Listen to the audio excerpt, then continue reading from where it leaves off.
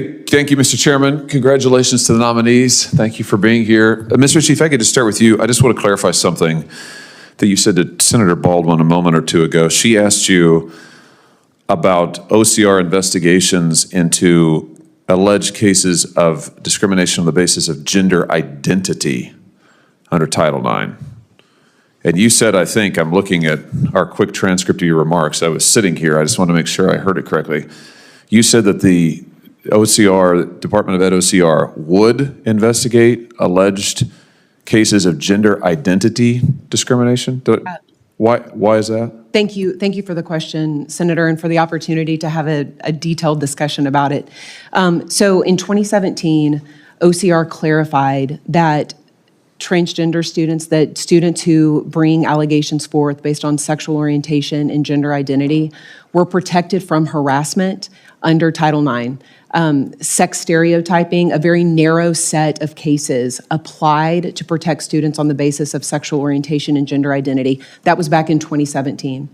Following the Bostock case, OCR had to step back and determine how Bostock applied to Title IX cases. Are girls' sports under attack? Senator Josh Hawley just put Biden's Title IX agenda on trial, and the answers might shock you.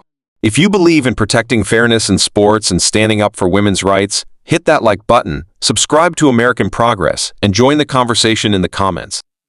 Your voice matters. There are a lot of reasons it didn't apply, and I can walk through those because they're significant. But what OCR finally determined is that because of the holding in Bostock, that Bostock could inform OCR's evaluation of complaints that allege discrimination on the basis of sexual orientation identity to determine if they involve biological sex, which is consistent with the Bostock opinion.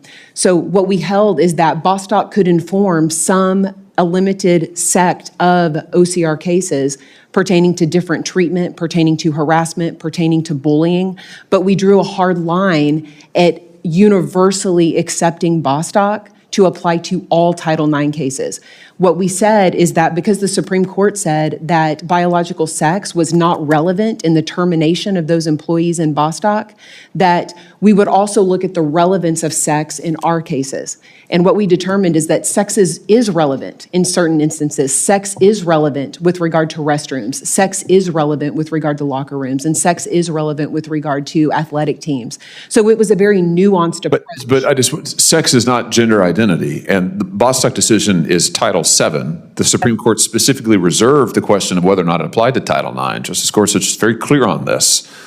Now, the Biden administration didn't heed that warning at all, as you know. Yes, sir. They subsequently issued guidance that attempted to rewrite Title IX completely. Yes. That guidance has been enjoined nationally by courts because it is utterly inconsistent with the text of Title IX. Indeed, it completely upends it. It reads Title IX to say that women's sports cease to exist, that a biological man, if he wants to be in a woman's sport, go for it. In a woman's locker room, fine. It's so outrageous that I think almost every court that has considered it has enjoined it. I agree. So, okay, I just want to be sure that you're not going to follow the Biden administration's interpretation of Title IX, surely. No, sir. The Biden administration universally accepted Bostock and arguably exceeded, right? Went even further, I think. Not arguably.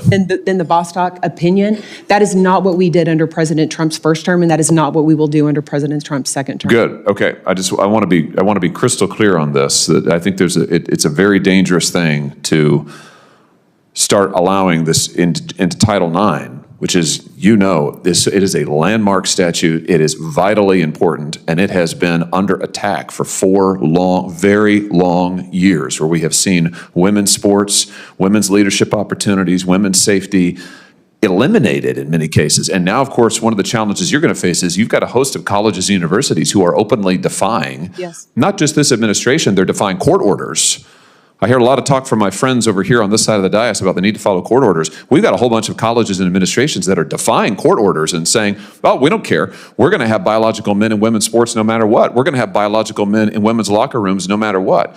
Surely you're going to go after that, are you not, and protect the women on campus? Yes, sir. The current leadership within OCR and Secretary McMahon, as you know, is prioritizing these cases, and that will not stop under my leadership if I'm fortunate enough to assume this role. Good. And I want to be on the record to back to your regulations both in 2017 and 2020, I think you might want to rethink those. I mean, in light of subsequent jurisprudence and in light, frankly, of subsequent experience, I think you want to take a really hard look at how you're interpreting gender identity and the interface. We've had there's some water under the bridge now, and the interface with biological sex and just how that's being used to undermine the rights of it's never the rights of men, it's always the rights of women, 100% of the time.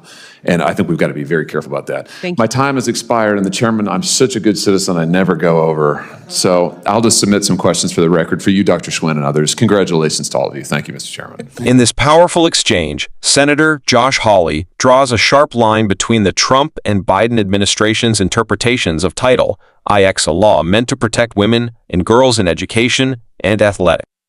At the heart of the debate, whether biological males should be allowed to compete in women's sports or use women's locker rooms, a controversial policy shift pushed by the Biden administration. Hawley wastes no time in pressing the Trump nominee for the Department of Education to course correct, pointing out that courts across the country have already blocked Biden's reinterpretation of Title IX for going too far beyond what the law actually says. The nominee reassures the senator and the American people that under a Trump administration, Title IX will not be redefined to include gender identity in ways that compromise women's safety, privacy, and competitive fairness. This moment is more than political theater. It signals a potential policy shift back to original interpretations of Title IX, putting the focus back on biological sex and preserving opportunities for female athletes. Hawley makes it clear this is about protecting women, not politicizing gender. If you believe in protecting fairness in sports and standing up for women's rights, hit that like button, subscribe to American Progress, and join the conversation in the comments. Your voice matters.